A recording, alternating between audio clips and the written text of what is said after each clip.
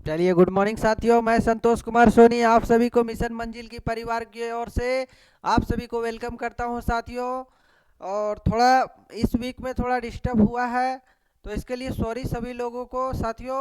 और बाकी अब क्लास जो है रेगुलर चलेगी साथियों। और आज से हम फिर से दोबारा हिस्ट्री को जो है वो रिस्टार्ट करेंगे साथियों। और देखिए, हम लोग चल रहे थे नॉर्थ इंडियन डायनेस्टी में। आप सभी को जरा सा मोटिवेट हो ले, जरा सा, है ना। फिर चलते हैं।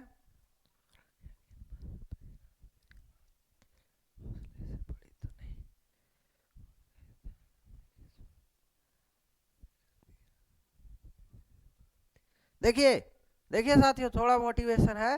बोलता है, कौन कहता है कामयाबी किस्मत तय करती है।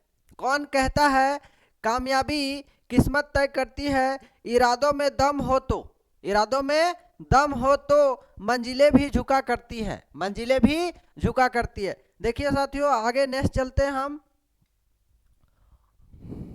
हिस्ट्री में हम लोग चल रहे थे क्या, north Indian dynasty, north Indian dynasty चल रहे थे।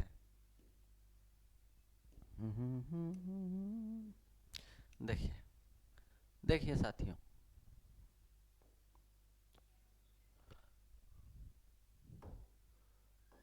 North Indian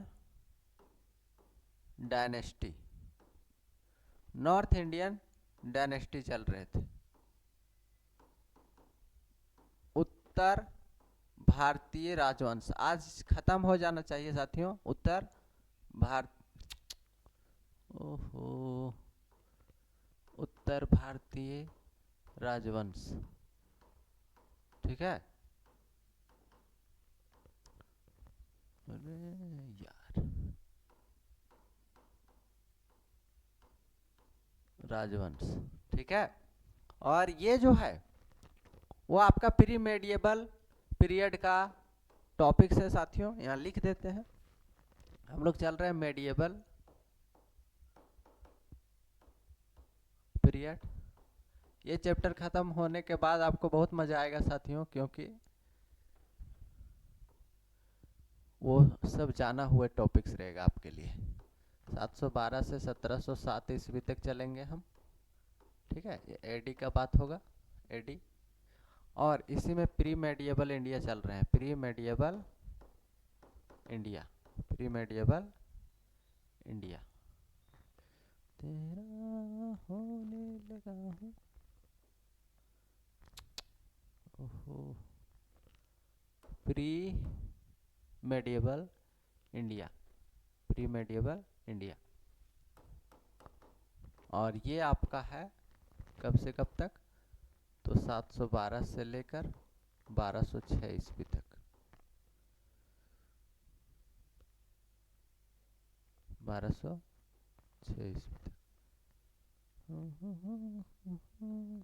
AD. ये हम पहले इतना बात कर रहे हैं, ठीक है। उसके बाद हम लोग चलेंगे। देखिए, ये है पूर्व मध्यकालीन भारत, पूर्व मध्यकालीन भारत, ठीक है। पूर्व मध्यकालीन भारत का बात कर रहे हैं ये। देखिए, इसमें से हम आपको लास्ट टॉपिक्स में पढ़ाए थे और बताए थे जयपाल के बारे में, और वही टॉपिक्स आज रिकॉल करते हुए हम लोग आगे बढ़ चलेंगे और आज खत्म हो जाएगा नॉर्थ इंडियन डायनेस्टी। देखिए, तो हम लोग आज चल रहे हैं Hindu Shahi, Hindu Hindu Shahi dynasty of, Hindu Shahi dynasty of,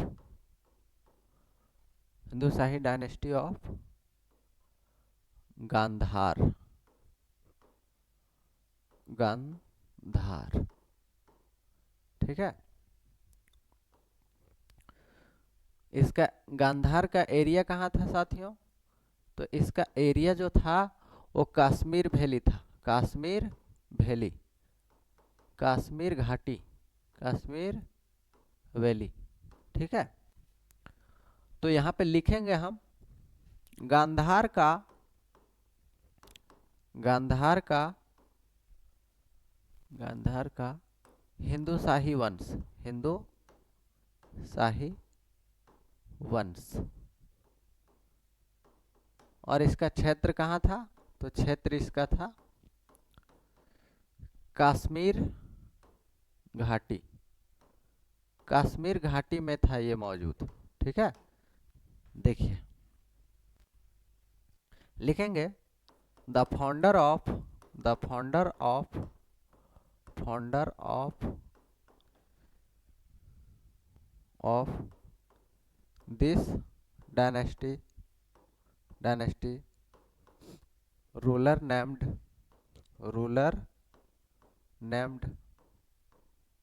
ruler का नाम था कल्लर। कल्लर। इस वंश का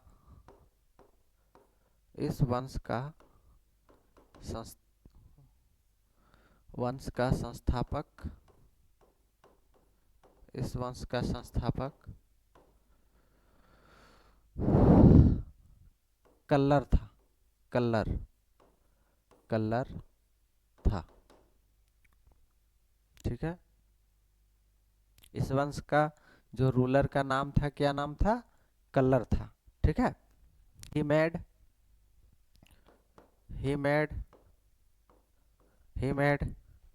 पेशावर his capital।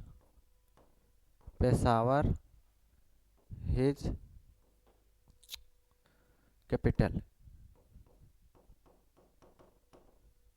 इसने पेशावर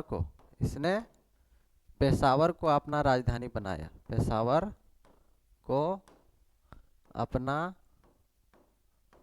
राजधानी बनाया।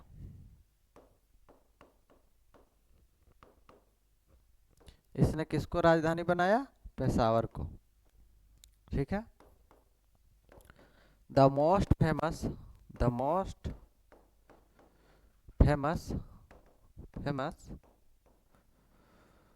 Ruler of this dynasty was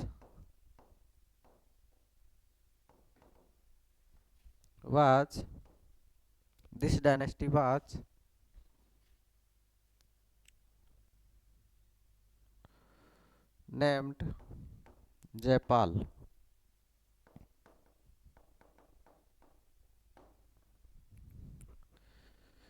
इस वंश का सबसे महानतम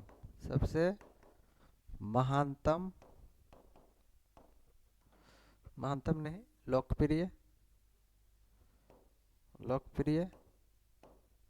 लोकप्रिय या तो इसको प्रसिद्ध भी बोल सकते हैं। प्रसिद्ध शासक जयपाल था। ठीक है, इस वंश का सबसे मतलब इम्पोर्टेंट जो राजा था वो जयपाल था। ठीक है, और ये गांधार का यदि हम बात करें, गांधार का, तो गांधार जो है, गांधार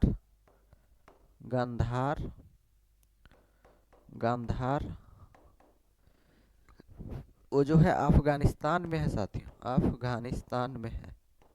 अफगानिस्तान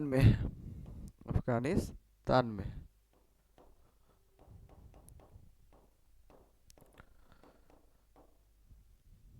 ठीक है, और यही इसी का जो नाम हो गया है अभी, क्या नाम हो गया? कांदाहार नाम हो गया। कांदाहार नाम हो गया।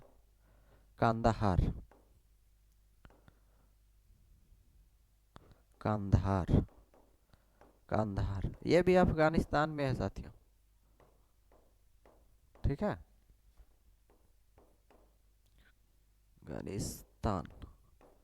अफगानिस्तान में है। लेकिन जो गांधार था, गांधार इसका कैपिटल जो था, कैपिटल मतलब राजधानी, राजधानी। और राजधानी था आपका तक्षशिला, तक्षशिला, तक्षशिला नाम है इसका।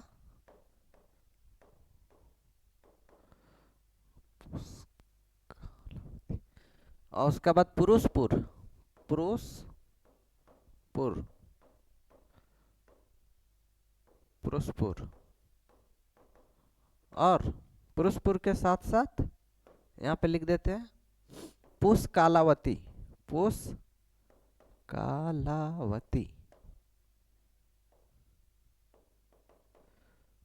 पुष्कालावती।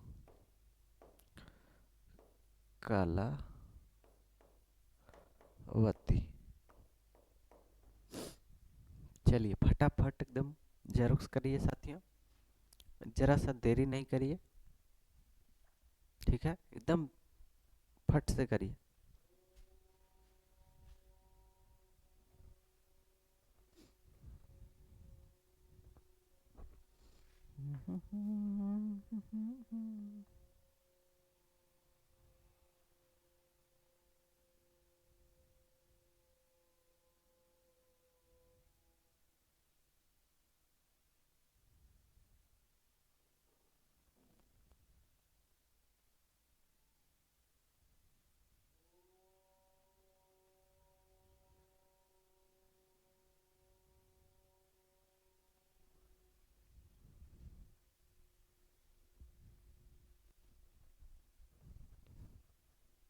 चलिए नेक्स्ट चलते हैं साथियों।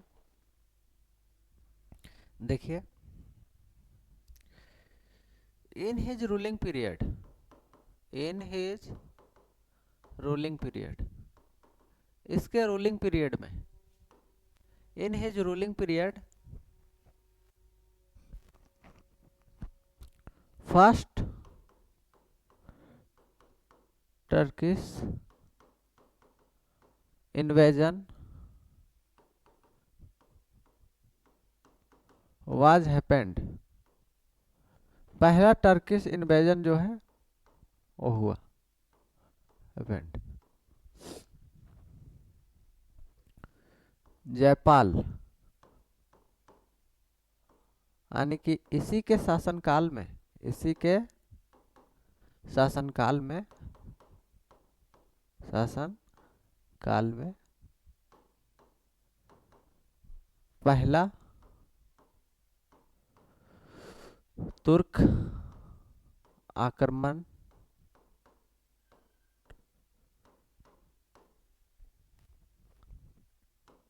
इन कश्मीर, कश्मीर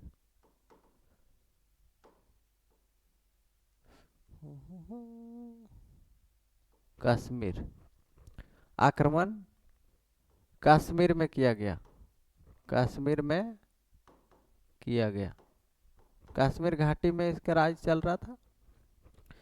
तो जयपाल जो है वो क्या था कि एक ऐसा राजा था जो थोड़ा वीकर सेक्शन में था उस समय, ठीक है, पंजाब का था, पंजाब में भी रूल किया है ये, पंजाब का शाही राजा बोला जाता था इसको,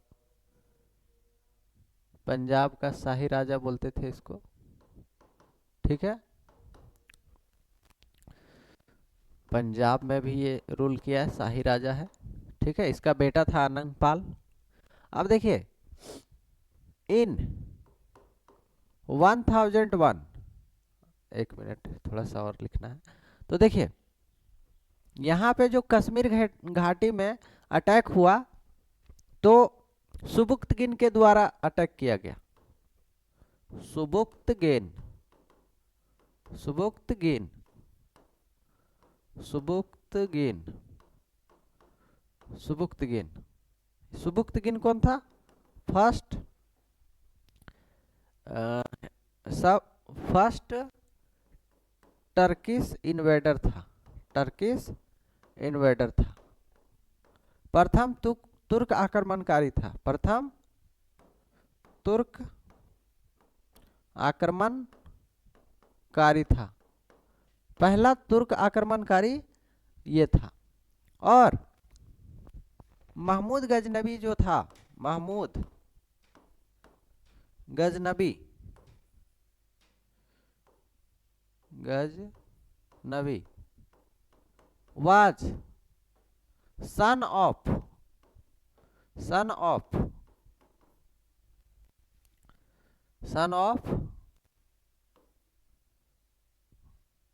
सुबुक्तगिन।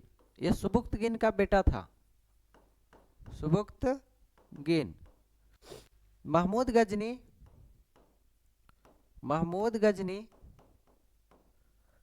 सुबुक्तगिन का बेटा था, सुबुक्तगिन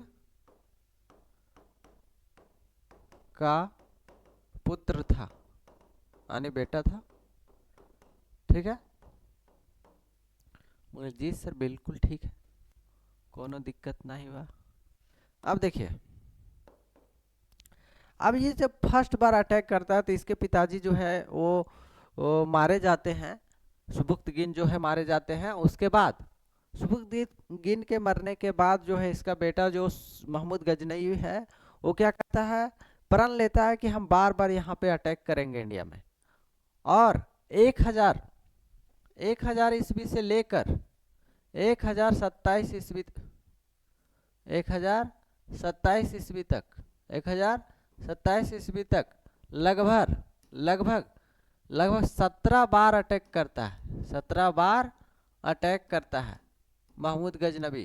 कहाँ पे? इंडिया में। और ये क्या करता था, महंगी महंगी जो भी मंदिर था उस मंदिरों को तोड़ देता था, उससे जो भी आभूषण प्राप्त होते थे, जो भी पैसे प्राप्त होते थे उसको लेकर वो चला जाता था। ठीक है, जैसा कि आप सोमनाथ का टेम्पल के बारे में जानते होंगे। तो देखिए, इन 1001 ड्यूरिंग इन हिज बैटल, एक बैटल होता है, एक युद्ध लड़ता है जिसका नाम है फर्स्ट बैटल ऑफ वहिंद।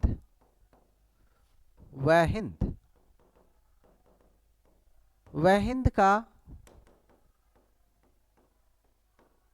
प्रथम युद्ध, वहिंद का जब पहला युद्ध होता है तो ये आपका होता है किसके किसके बीच, तो ये होता है आपका महमूद गजनबी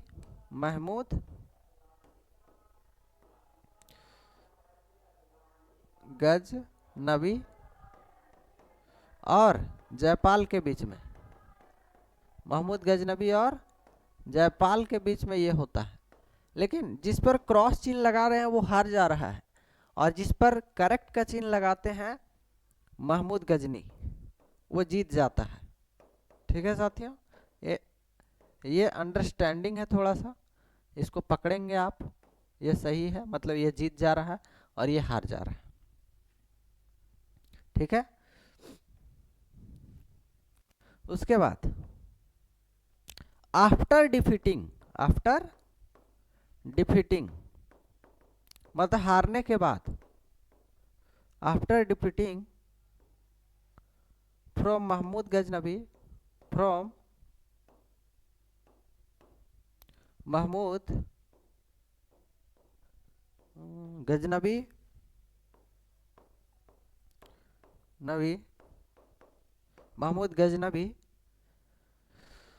जयपाल कमिटेड सुसाइड। ये समझाए थे उस दिन हम, लेकिन लिखे नहीं होंगे, कमिटेड सुसाइड।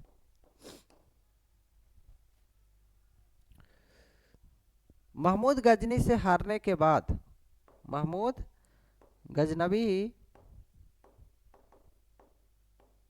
से पराजित होने के बाद, पराजित मतलब हारना, पराजित होने के बाद महमूद गजनी जयपाल ने आत्महत्या कर ली थी, आत्महत्या कर ली थी। हमने बताया था साथियों पिछले क्लास में कि जब महमूद गजनी इसको हराता है तो इसको मारता नहीं है, इस पर कटाक्ष करता है या तो इस पर व्यंग करता है, थोड़ा मजाकिया लहजे में जो है वो व्यंग करता है, और इससे उसे बहुत अपमान का मतलब अनुभूति होता है। इसे लगता है कि नहीं, हम हमारे जीवन में जो है वो बहुत गलत हो गया। इस कारण से इन्होंने क्या किया कि आग में कूदकर जान दे दी थी। ठीक है साथियों, स्वाभिमानी आदमी होगा थोड़ा सा, है ना। ये तो आपका जैसा रहेगा तो फिर बोलेगा क्या हुआ, जाने दो, कोई दिक्कत नहीं। मम्मी पापा आपको बोलते हैं पढ़ो पढ़ो, हाँ नहीं पढ़ेंगे, पढ़ के कौन बड़ा आदमी बना ना। चलो जल्दी जल्दी करो जो साथियों।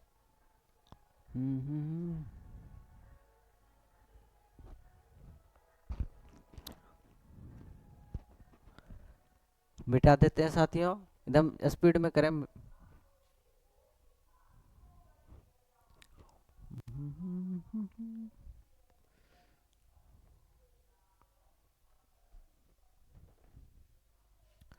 चलिए आगे चलते हैं। तो एक बार और आप देख लीजिए, जल्दी से आप उतार लीजिए साथियों, एक मौका और आपको दे रहे हैं। चलिए 1 2 एंड 3, चलिए हो गया।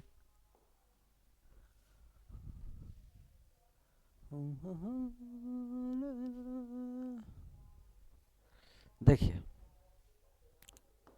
इन, अब जब हार जाता है तो क्या होता है, he was succeeded by, he was succeeded by his son, succeeded by his son, his son named Anangpal, अनंत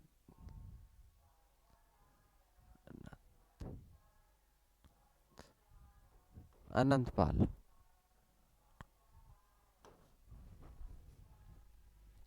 जो जयपाल है, जयपाल साथियों, जयपाल का बेटा था ये, जयपाल का ये पुत्र था, सन था, सन। तो जयपाल का उत्तराधिकारी, जयपाल का उत्तराधिकारी उसी का पुत्र हुआ, उसी का,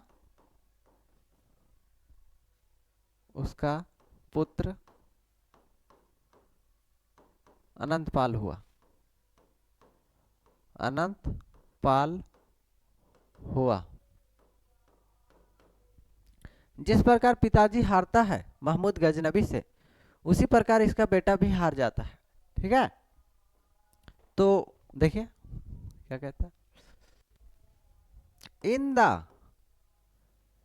the second battle of Waihind, in the second battle of Waihind, second battle of Waihind, Waihind, Waihind, Anangpal was also, Anangpal was also defeated from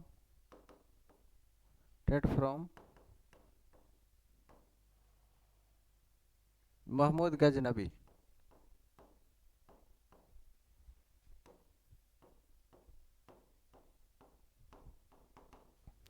ठीक है, और ये ईयर था आपका साथियों 1008, इन 1008। ठीक है, जयपाल का पुत्र, जयपाल का पुत्र अनंगपाल भी, अनंगपाल भी, पाल भी 1008 ईस्वी में महमूद गजनी से पराजित हो जाता, महमूद गजनी से पराजित हो जाता है। एक मिनट साथियों,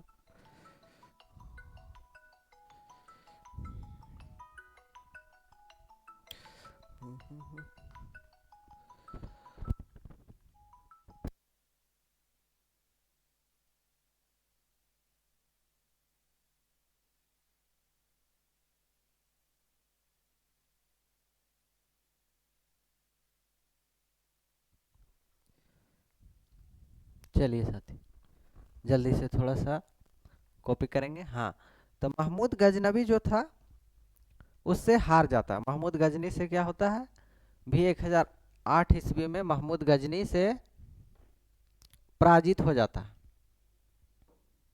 पराजित हो जाता है।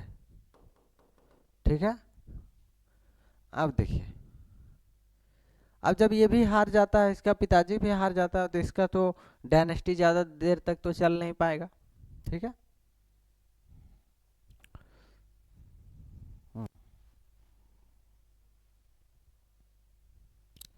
अब देखिए 1025 ईस्वी में क्या करता है महमूद गजनी,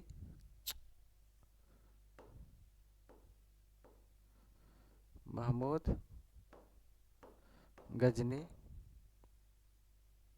महमूद गजनी सोमनाथ के मंदिर पर, सोमनाथ के मंदिर पर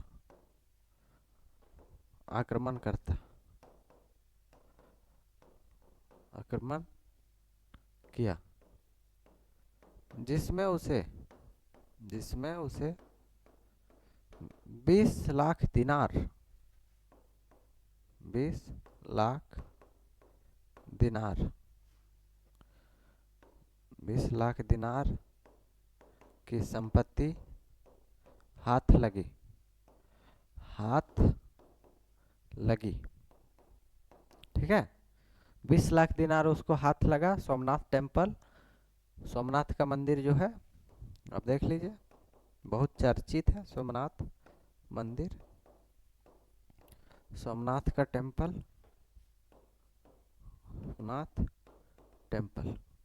और ये गुजरात के अरब सागर के नज़दीक है, गुजरात में है,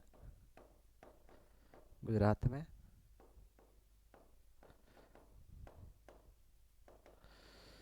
लेकिन जब ये जा रहा था यहाँ से लूटकर, तो अनहिलवाड़ा के राजाओं ने इस पर अटैक किया, और अटैक करके कुछ संपत्ति जो है वो लूटने का प्रयास किया, लेकिन वो तो नहीं लूट सके, लेकिन जाट लोग कुछ संपत्ति जरूर लूट लिए थे। ठीक है, तो जब ये अनहिलवाड़ा का शासक जो उस मंदिर का रक्षा करते थे, तो उस मंदिर के रक्षा करने से उनका कर्तव्य बनता था कि जो भी उस पर अटैक करेगा या उसको नुकसान पहुंचाएगा, उसका बचाव करना उसका कर्तव्य था, ड्यूटी था। इसलिए बचाव करने का कोशिश किया, लेकिन बचा नहीं पाए। उसके बाद जब रास्ते में जा रहा था, तो कुछ लोग, जाट लोग जो है, इस पर अटैक करते हैं और कुछ संपत्ति लूट लेते हैं। कुछ संपत्ति लूटने के बाद क्या होता है कि उन लोगों से उसे गुस्सा आ जाता है जाटों से, और 1027 ईस्वी में जाटों पर अटैक करता है वो। 1027 ईस्वी में महमूद ने जाटों पर अटैक किया, महमूद गजनी ने जाटों पर आक्रमण किया, आक्रमण किया।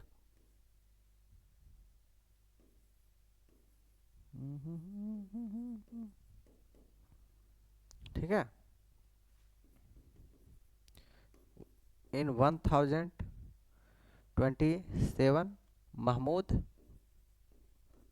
महमूद attacks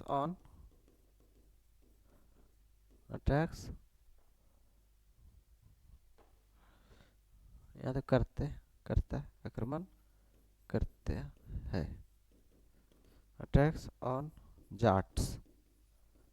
ठीक है, जाटों पर आक्रमण करता है, और 1030 ईस्वी में जो है मृत्यु हो जाता है महमूद गजनी का, महमूद डाइड।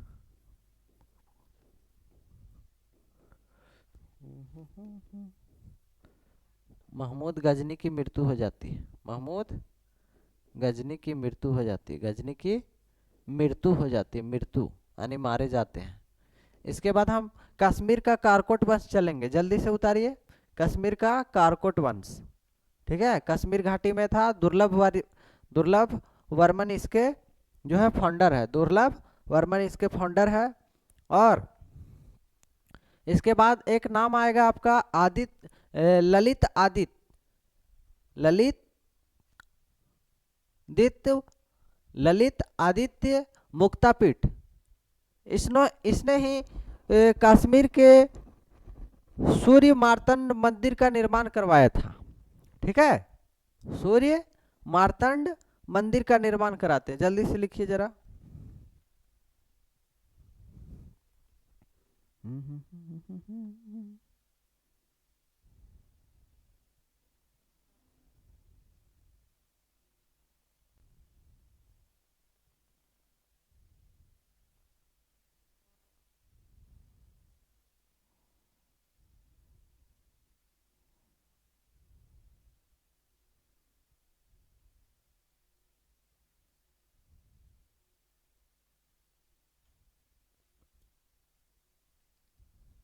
चलिए आगे बढ़ते हैं।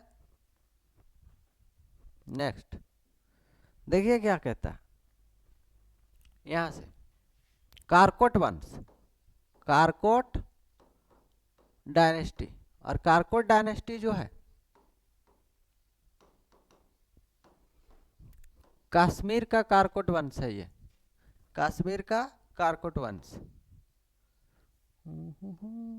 कारकोट वंश। और ये 7th सेंचुरी का ही बात है, 7th सेंचुरी। हम 7th सेंचुरी से अभी बात कर रहे हैं 12th सेंचुरी तक का। उसके बाद हम 12th सेंचुरी से चलेंगे। आप जानते होंगे गुलाम वंश, खिलजी वंश, तुगलक वंश, लोधी वंश, सैयद वंश। सैयद वंश के बाद लोधी वंश आता है, उसके बाद मुगल डायनेस्टी चलेंगे। तो वो सब सुना हुआ रहता है तो मज़ा आता है, लेकिन ये सब नहीं सुना है तो अभी थोड़ा कम मज़ा आ रहा है ना। तो कारकोट वंश 7th सेंचुरी में था। द फाउंडर ऑफ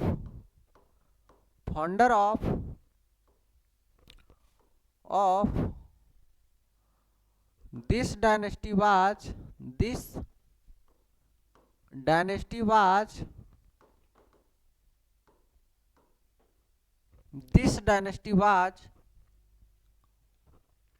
दुर्लभ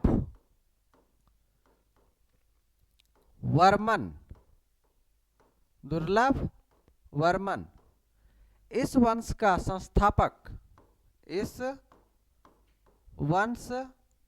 संस्थापक कौन है? तो दुर्लभ वर्मन है, दुर्लभ वर्मन है।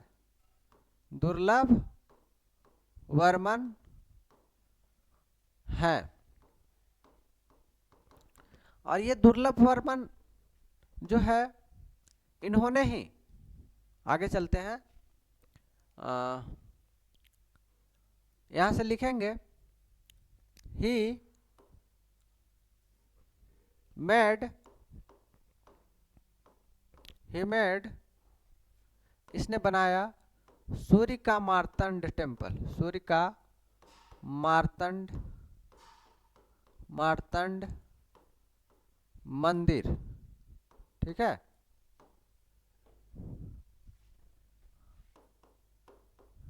ही फाउंडेड, इसी में आप एक राजा का नाम और लिख लीजिए, ललित आदित्य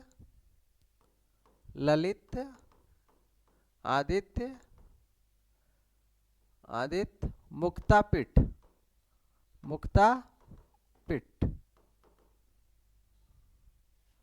ललित आदित्य मुक्तापीठ, ठीक है। He founded a city named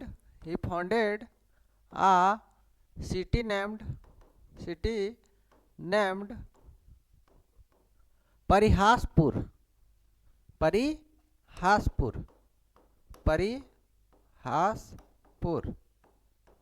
इसने इसने एक एक शहर परिहासपुर परिहासपुर का स्थापना स्थापना किया स्थापना किए। इसने परिहासपुर, या तो इसको हम ऐसे लिख देते हैं,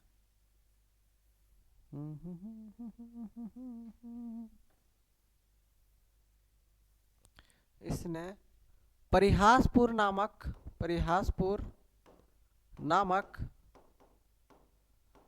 शहर की स्थापना की। शहर की स्थापना की। ठीक है, ठीक है।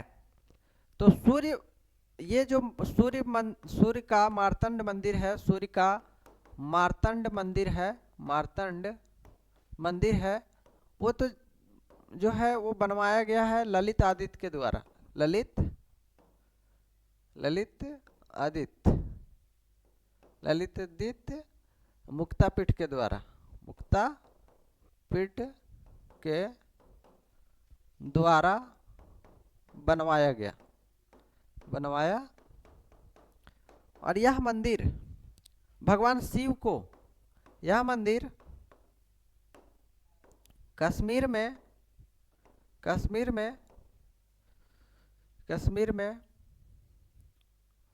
है। ठीक है। उसके बाद यह सूर्य देवता को समर्पित है। यह सूर्य देवता को समर्पित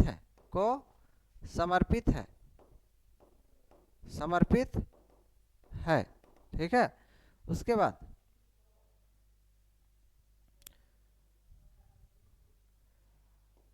इस मंदिर में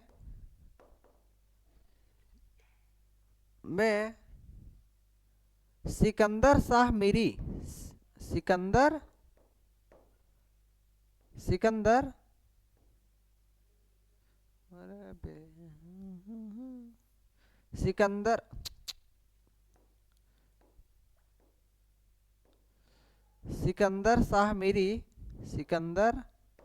शाह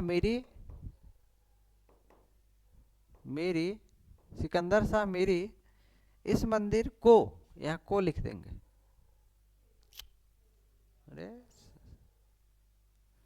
इस मंदिर को सिकंदर शाह मीरी के द्वारा नष्ट करवाया गया।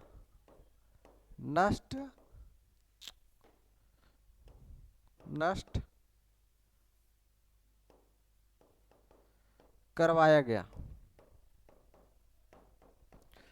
मतलब इस मंदिर, यहाँ अभी एक खंडहर है, यहाँ अभी खंडहर है। ठीक है, यहाँ अभी खंडहर है। पहले जो है जब ध्वस्त कर दिया गया तो ये मंदिर जो है वो विध्वस्त हो गया है ना। तो सिकंदर शाह मीरी के द्वारा, इसको याद रखेंगे, पूछ लेगा, माथा दर्द कर देगा, है ना, इसलिए थोड़ा सा रट लीजिए। अब हम चलेंगे उत्पल वंश। क्या है? उत्पल वंश। ठीक है,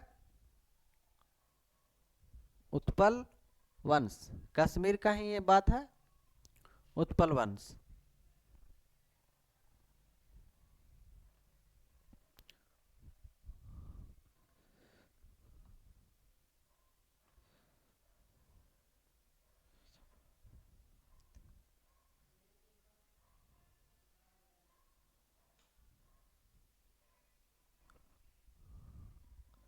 देखिए, उत्पल वंश वंश, और ये उत्पल वंश, उत्तापल डायनेस्टी, उत्पल वंश।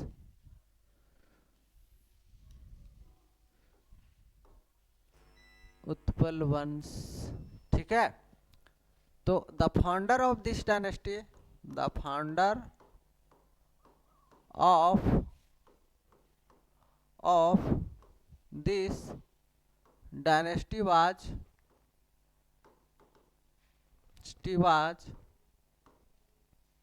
अवंती वर्मन, अवंती वर्मन। इस वंश का संस्थापक, इस वंश का संस्थापक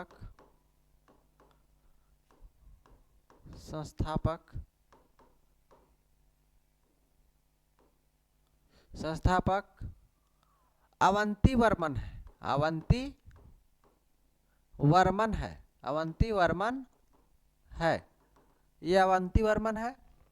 और he founded two cities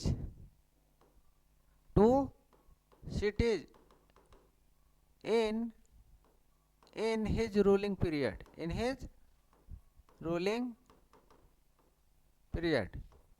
इसने अपने शासनकाल में,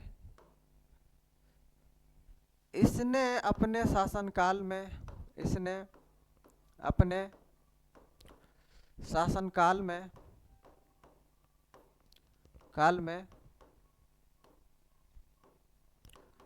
दो शहरों की स्थापना की, दो शहरों की स्थापना की। और दो शहर ये कौन थे?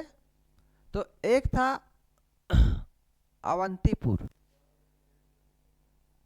दो सिटीज, एक था सोपर,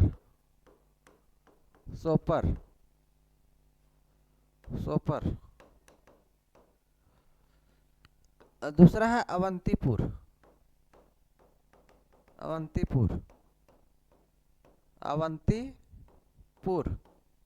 अवंतीपुर, दो शहर है, ठीक है।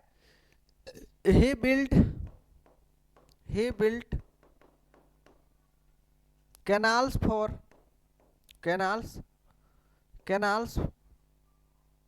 irrigation in Kashmir,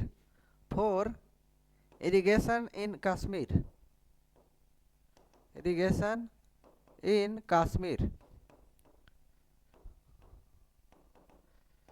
इसने कश्मीर में, इसने कश्मीर में सिंचाई के लिए नहरों का निर्माण करवाया, नहरों का निर्माण करवाया, ठीक है। अब हम चलेंगे, यहाँ पे लिखे हैं, नेक्स्ट पेज पे चलते हैं। अब देखिए जरा समझ लीजिए। हाँ, अब क्या हुआ कि इसके बाद जो डायनेस्टी आया, उस डायनेस्टी का नाम है लोहार वंश, लोहार डायनेस्टी, ठीक है। तो इसके जो राजा हैं, इसके जो फर्स्ट फाउंडर माने जाते हैं वो संग्राम राज माने जाते हैं, संग्राम राज। और ये संग्राम राज जो है वो क्या करते हैं कि जो त्रिलोचन पाल जो है उनको मदद करते हैं, क्योंकि त्रिलोचन पाल और महमूद गजनवी के बीच में युद्ध होता है। और इसी युद्ध में त्रिलोचन पाल की मदद करते हैं कौन? तो ये मदद करते हैं संग्राम राज, ठीक है। कौन मदद करते हैं? संग्राम राज। और इस वंश का जो लास्ट रूलर था वो जय सिंह। कौन थे? जय सिंह थे। इस वंश के अंतिम राजा कौन थे? जय सिंह थे, जय सिंह। और संग्राम राज जब उस पर क्या करते हैं, मान लीजिए कि उनका मदद करते हैं संग्रामराज।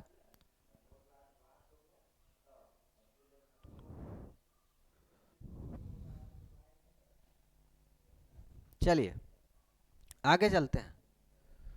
यहाँ पे हम एक नाम लिखते हैं, लोहार डायनेस्टी। लोहार डायनेस्टी, लोहार वंश, लोहार वंश 11वीं सेंचुरी का बात है ये। अब देखिए, the founder of this dynasty, founder of this dynasty was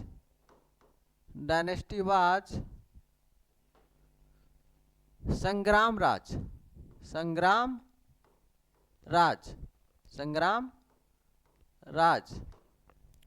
इस वंश के संस्थापक कौन है? संस्थापक संग्राम राज है। संग्राम राज है, संग्राम राज है, या तो थे लिख दीजिए, ठीक है। He helped Trilochan Pal in his battle against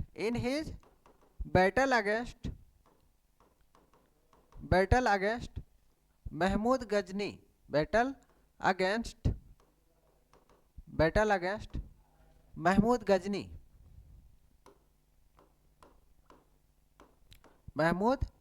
Ghazni, ठीक है। इसने महमूद गजनी के विरुद्ध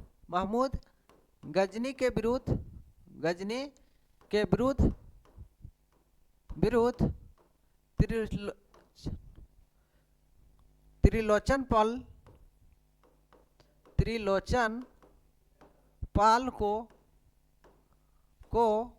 युद्ध में मदद किए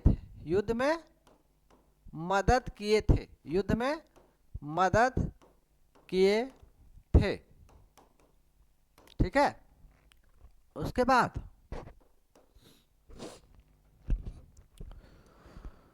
त्रिलोचन पाल का मदद किए थे। द ग्रेटेस्ट रूलर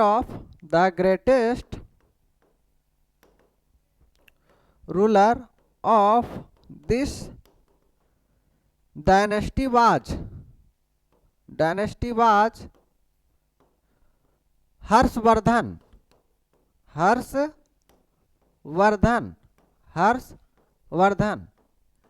इस वंश के महानतम राजा, इस वंश के महानतम शासक हर्षवर्धन थे।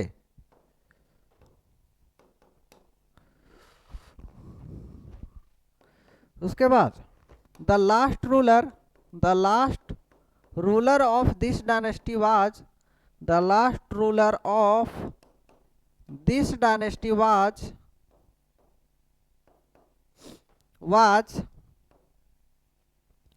कौन थे?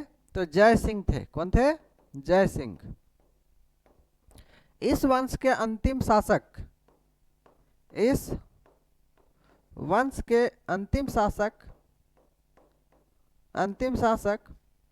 जय सिंह थे। कौन थे? जय सिंह थे, ठीक है। और त्रिलोचन पाल के बारे में जरा देख लीजिए। त्रिलोचन पाल जो थे वो हिंदू शाही शासक थे।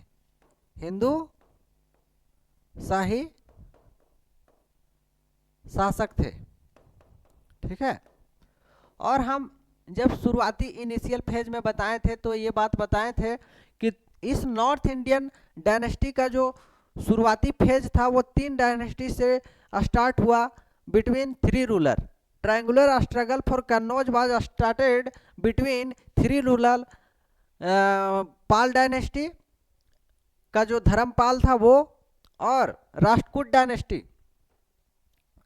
डायनेस्टी जो ध्रुव था, और एक जो प्रतिहार डायनेस्टी था उस प्रतिहार रूलर का नाम था क्या, वत्सराज। ये 3 राजाओं के बीच में शुरू हुआ, लेकिन धर्मपाल शुरुआती फेज में हारा, फिर ध्रुव जो है वो हराया, वत्सराज को हराया।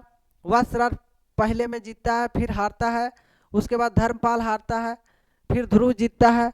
तो ये ट्रायंगुलर स्ट्रगल चलते रहता है कन्नौज के लिए। जिस प्रकार मगध के लिए जो है, मगध में बहुत सारे राजा आते हैं और आने के बाद अपना राज्य का विस्तार करते हैं, ठीक है। उसी प्रकार से इस कन्नौज के लिए झगड़ा होता है, ठीक है। और कन्नौज में एक बार कोई हार रहा है फिर जीत रहा, हार रहा जीत रहा, अंतिम में जो है राष्ट्रकूट यहाँ पे रूल करते हैं। तो देखिए अब हम चलेंगे क्या, साउथ इंडियन डायनेस्टी। ये तो नॉर्थ इंडिया का बात हुआ। अब जो अगला टॉपिक्स जो रहेगा वो साउथ इंडियन डायनेस्टी रहेगा। और साउथ इंडियन डायनेस्टी में आप जानते हैं कि राष्ट्रकूट डायनेस्टी जो दंती दुर्ग इसका फाउंडर रहेगा, और दंती दुर्ग के बाद बहुत सारा नाम आएगा। जैसे दंती दुर्ग के बाद दंती दुर्ग जो है वो हराते कीर्तिवर्मन को और चालुक्य डायनेस्टी का अंत करते हैं। उसके बाद कृष्ण फर्स्ट आएंगे, और कृष्ण फर्स्ट जो है चालुक्य का जो बादामी है वो बादामी के शासक को पराजित करेंगे। उसके बाद गोविंद थर्ड आएंगे, वत्सराज आएंगे, ध्रुव आएंगे, बहुत सारे नाम आएंगे। तो उसको हम नेक्स्ट सेशन में देखेंगे साथियों। तब तक के लिए आप इसको याद करें, अच्छे से रिकॉल करने की कोशिश करें, क्योंकि युद्ध वही जीतेगा, क्योंकि युद्ध में वही जो है जीतेगा जिसको हर एक चीज अच्छे से फैक्ट याद होंगे। युद्ध वही जीत सकता है, नहीं तो युद्ध के लिए आपको भूलिएगा यदि तो नहीं हो पाएगा। इसलिए सब कुछ रटना है साथियों, और बहुत अच्छे मन से रटना है, बहुत डेडिकेशन से पढ़ाई का जरूरत है। थैंक यू सो मच, धन्यवाद।